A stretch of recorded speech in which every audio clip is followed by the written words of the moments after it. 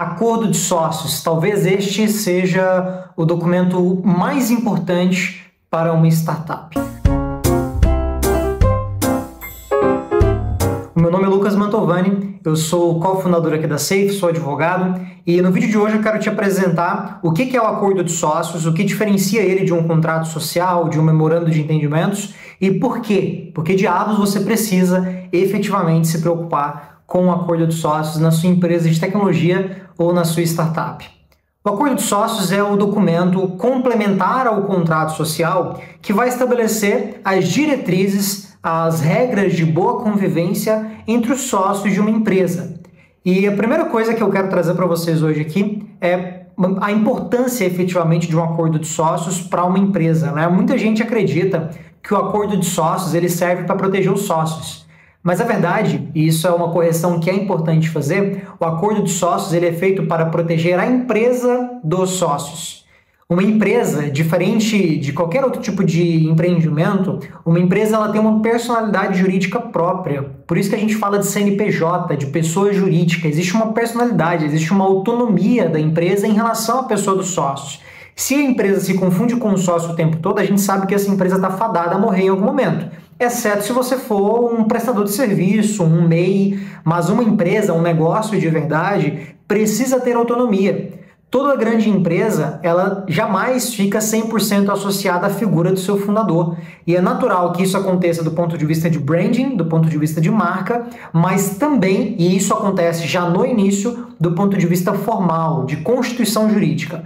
E uma empresa tendo uma personalidade própria, precisa ter mecanismos contratuais e jurídicos para se proteger dos maus sócios. Se proteger de desalinhamentos entre os sócios, se proteger de desavenças, se proteger eventualmente até de mudanças. Afinal de contas, ao longo do tempo, as pessoas mudam. É natural que durante o início de um projeto as pessoas estejam super empolgadas, estejam animadas, que o alinhamento esteja 100%, mas é com o tempo, assim como funciona em um casamento, que as coisas e as desavenças vão surgindo e se não houver algo firme, um documento que estabeleça como essas desavenças, esses desalinhamentos serão resolvidos, as chances disso virar um grande problema para a empresa, para a companhia, são muito grandes. Portanto, ter um bom acordo de sócios é o primeiro investimento que uma startup ou uma empresa de tecnologia deveria fazer. Por que eu digo que é o primeiro investimento?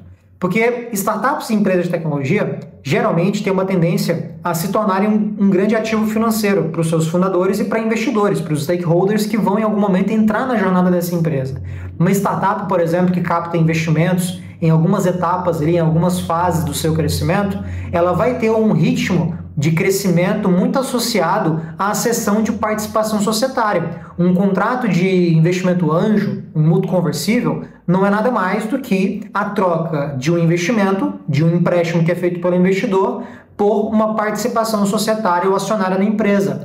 Um contrato de vesting é a mesma coisa, um acordo de conselheiro é a mesma coisa. Muitas vezes, dentro de uma jornada de startup, você vai ver vários contratos que em alguma medida implicam em alterações societárias. E é justamente por isso que o acordo de sócios se mostra como um documento fundamental para a saúde jurídica de uma empresa deste perfil. Como as startups vão captar investimentos várias vezes, eventualmente, ou algumas vezes, até para fins de precificação da empresa no mercado, e empresas de tecnologia geralmente também têm esse perfil, é natural que a participação societária se torne uma grande moeda para aquela empresa. É por isso que as discussões, quando se trata de equity, né, ou de participação acionária na empresa, elas se tornam tão fundamentais. E é justamente por isso que fundadores de startups não podem sair cedendo participação para qualquer um, porque no longo prazo, como as startups e as empresas de tecnologia têm uma tendência a serem vendidas no futuro, seja num M&A, seja num IPO, essas empresas, a participação societária nelas corresponde a um potencial de liquidez, potencial de colocar dinheiro no bolso dos sócios, fundadores e dos investidores. Esse é o interesse do investidor quando investe numa startup. Portanto, a participação societária é o elemento, é a moeda mais cara de uma startup, de uma empresa de tecnologia. Portanto, um acordo de sócios, falei muito portanto aqui, né? O acordo de sócios é o documento que vai estabelecer as regras que vão proteger essa participação societária e vão garantir que a empresa não perca valor ao longo do tempo. É possível que a empresa faça várias captações, inclusive com valuations maiores, mas que ela perca valor ao longo do tempo porque ela vai se tornando desinteressante para o mercado. Afinal de contas, o cap table, a distribuição de participação acionária na empresa, está muito dividida, muito diluída, muito desorganizada. A gente tem vários vídeos aqui no nosso YouTube falando de cap table, de gestão de cap table, inclusive até de contrato de investimento, mas o acordo de sócios é o documento inicial. É o primeiro passo que os sócios vão dar para proteger essa participação, estabelecer regras de governança e diretrizes que vão garantir que aquela relação societária entre os fundadores, entre os sócios iniciais, não venha prejudicar o negócio no médio e no longo prazo. Mas o que afinal vai entrar dentro de um acordo de sócios, né? Quais são os elementos que você como fundador, como empreendedor, vocês como fundadores e empreendedores que estão à frente de uma startup ou de uma empresa de tecnologia precisam ter em mente na hora de pensar um acordo de sócios? O que deve ser discutido e o que geralmente vai entrar dentro deste documento? O acordo de sócios é um documento societário, portanto ele tem como partes as pessoas físicas dos sócios da empresa. Né? Quem são os sócios daquela empresa? São eles que vão assinar o acordo de sócios. Mas dentro do acordo de sócios, a própria empresa, o CNPJ, vai entrar ali dentro como interveniente anuente. Afinal de contas, os sócios firmam um acordo em relação à empresa. Então as partes que vão assinar têm que ser os sócios.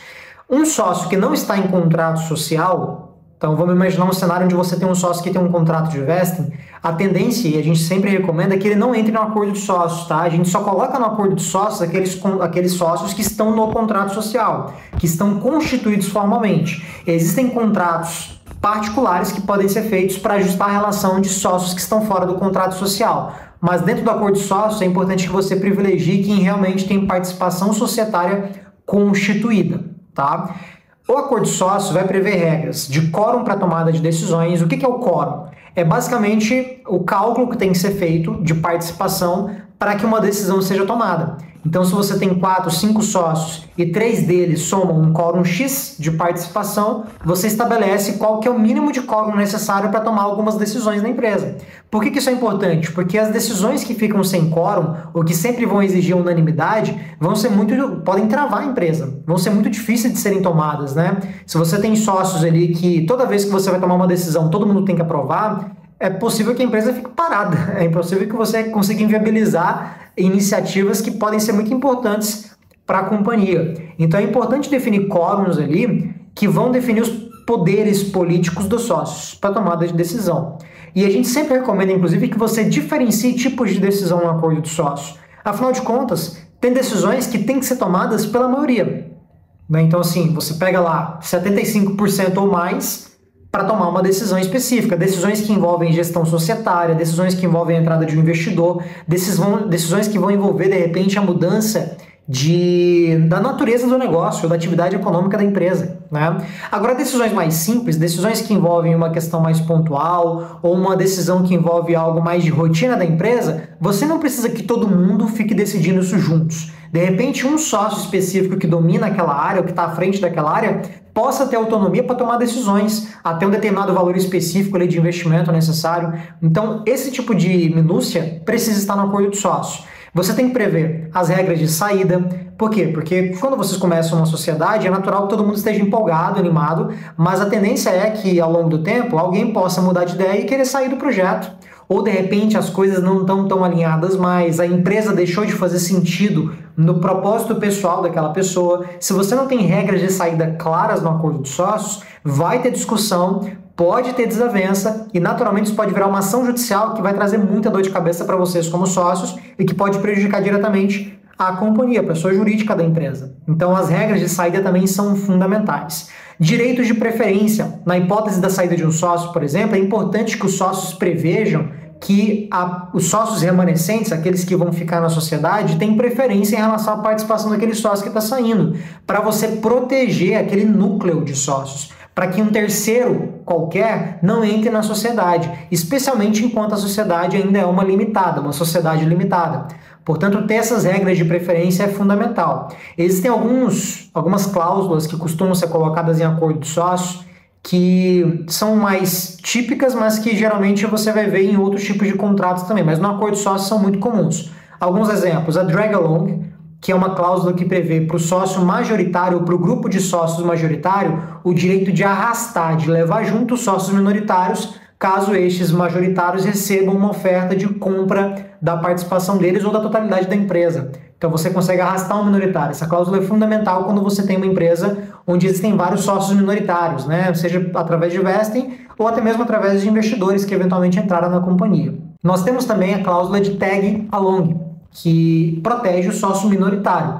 A tag along basicamente é o direito do sócio minoritário de acompanhar. Ele vai grudar no sócio majoritário quando ele recebe uma oferta de venda da parte dele. Então o minoritário se protege numa hipótese onde os majoritários ou um grupo de majoritários recebe uma oferta muito boa, mas que aquele comprador não quer comprar todo mundo, quer comprar só o majoritário. O minoritário fala, não, peraí, eu quero ir junto, eu quero aproveitar essa oportunidade, eu vou exercer o meu direito de tag along e ele acompanha aquela operação, uma forma de proteger o minoritário, tá? Então, drag along, tag along, direitos de preferência, cláusulas de saída.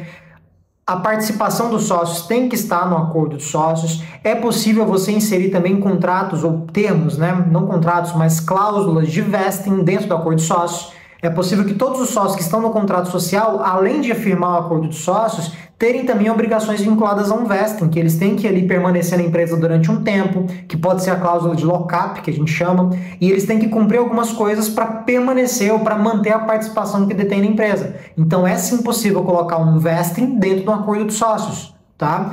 E por fim, pessoal, é importante você pensar numas hipóteses menos felizes, né? Mas a hipótese, por exemplo, do falecimento de um sócio. O que acontece nesses casos?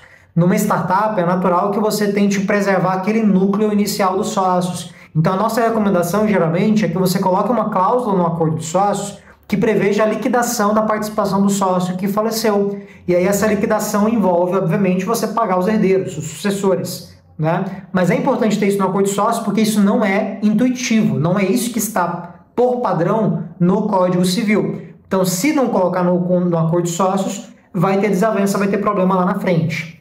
Então, existem várias minúcias, várias cláusulas que você vai trabalhar dentro do acordo de sócios, que é um documento complexo, mas que é um documento fundamental para você proteger e garantir que esse núcleo de fundadores esteja preservado e até mesmo para que você não perca o potencial de valorização da sua empresa ao longo do tempo e, naturalmente, perca dinheiro no seu bolso. Afinal de contas, lá na frente, quando você for fazer o seu exit, é isso que vai importar na verdade, tá? Espero que vocês tenham gostado do nosso vídeo, pessoal. É um vídeo mais extenso um pouquinho, mas é porque é um tema que realmente exige mais tempo. Eu queria trazer muito mais coisa para vocês aqui hoje, mas é um tema introdutório, tá? Deixa nos comentários se você quer saber de pontos específicos, se você tem alguma dúvida específica sobre o acordo de sócios, para a gente te auxiliar e te ajudar nessa dinâmica para entender como te ajudar na sua empresa. E o nosso time também está à disposição. A Safe está muito acostumada a fazer acordo de sócio. Então, na dúvida, entre em contato com o nosso time, agende uma reunião, entre no nosso site. A gente está à disposição para te auxiliar a entender como o acordo de sócio pode se encaixar na tua empresa e proteger o seu negócio. Até lá, nos vemos no nosso próximo vídeo.